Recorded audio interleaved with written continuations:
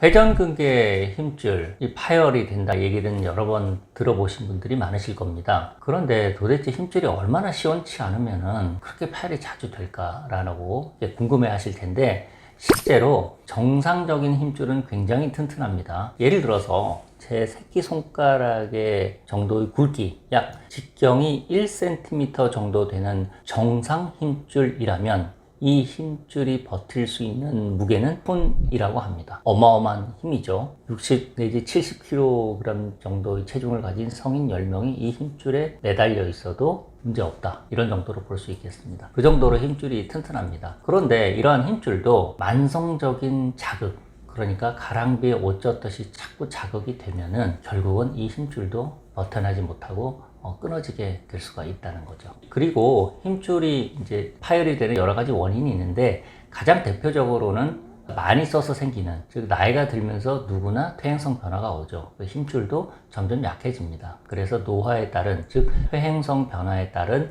힘줄 손상이 가장 흔하고, 두 번째로는 외상, 다치는 거죠. 스포츠 활동을 하거나 그런 경우에도 다치는 경우가 있습니다.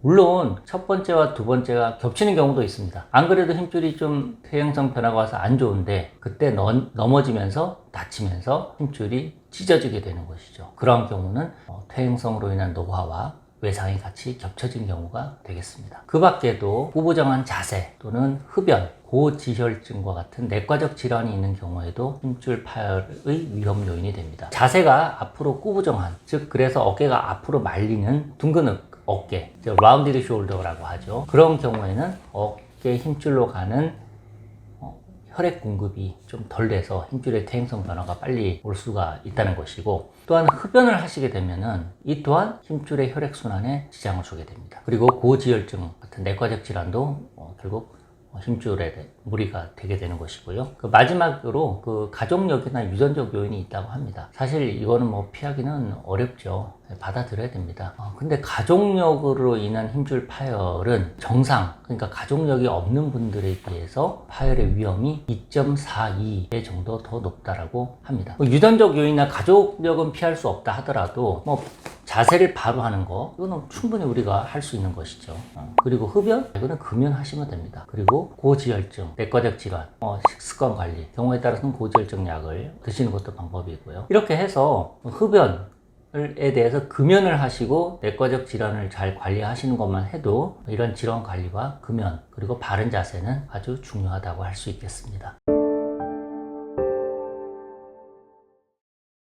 회전근개 힘줄 파열의 치료는 딱 하나로 정해지진 않습니다. 굉장히 복잡합니다. 어떤 게 복잡하냐면은 수술을 할 것이냐 말 것이냐, 그 기준부터가 복잡합니다. 그러니까 어떤 것을 고려해야 할까요? 환자 개인의 특징이겠죠. 이 힘줄이 어느 정도 파열되어 있고, 그리고 지금 이 힘줄을 지금 타이밍에 봉합을 해야 될 건지, 그리고 이 환자분께서 봉합수술을 하면 안 하고 싶어 하겠지만 정말 나는 안 한다, 이런 분도 계세요. 그 개인의 특징까지, 상황까지 고려를 해야 되는 것이죠. 지금은 예를 들어 내가 일을 해야 되는데 재활치료가 수술 후에 약 6개월 정도 걸린다고 하니까 이분은 수술 타이밍이 아닌 것이죠. 물론 이제 그 시기를 놓치면은 조금 더 힘들어질 수는 있겠지만 지금 당장은 어려운 그런 상황이 펼쳐질 수도 있을 것입니다. 그리고 부분 파열의 경우에는 대개는 수술을 안 하고 비수술적 치료로서 하는 것이죠. 재생치료 하거나 그렇게 할 수 있습니다. 그런데 부분 파열이라도 시간이 지나면서 점점 파열의 크기가 커지는 그런 상황이라면 그때는 수술적 치료를 고려할 수가 있겠습니다. 그리고 한편으로 전층 파열, 힘줄이 끊어졌어요. 그래서 봉합을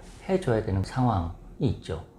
그럼에도 불구하고 팔을 머리 위로 많이 드는 동작을 안 하거나 힘쓰는 동작을 많이 안 하거나 이렇게 해서 기대치가 좀 낮은 경우, 일상생활만 간단하게 하는 경우라면 수술을 안 할 수도 있습니다. 그런데 파열된 크기가 시간이 지날수록 점점 더 커지기 때문에 너무 커지면은 그냥 껴서 벌어진 힘줄을 당겨서 봉합하기에는 또 무리가 따르고 그때는 또 인공관절을 해야 되니까 꼭 안 하는 게 능사는 아닙니다. 필요한 경우에는 적절한 타이밍에 하는 것이 매우 중요하다 하겠습니다. 그리고 꼭 수술을 해야 되는 것이 가장 좋다고 권고가 되는 상황은 다쳤을 경우입니다. 그런 경우에는 정상 힘줄이 되겠죠. 거의 정상에 가까운 힘줄인데 외상에 의해서 다쳤다라고 하는 경우, 그리고 좀 상대적으로 젊으신 경우, 이때 젊다는 기준이 65세 이하가 되겠습니다. 예를 들어 한 나이가 60쯤 되신 환갑 정도 되신 분이 외상으로 넘어지면서 다치셨어요. 그리고 힘줄이 찢어져 있습니다. 그런 경우 그분이 또 상당히 활동적인 것을 좋아하십니다. 그런 경우에는 빨리 힘줄을 봉합해서 재활을 잘 해서 원래 이분이 하시던 거를 잘 할 수 있도록 하는 게 맞겠죠. 그러니까 그런 여러 가지 상황에 따라서 수술을 하냐 안 하냐가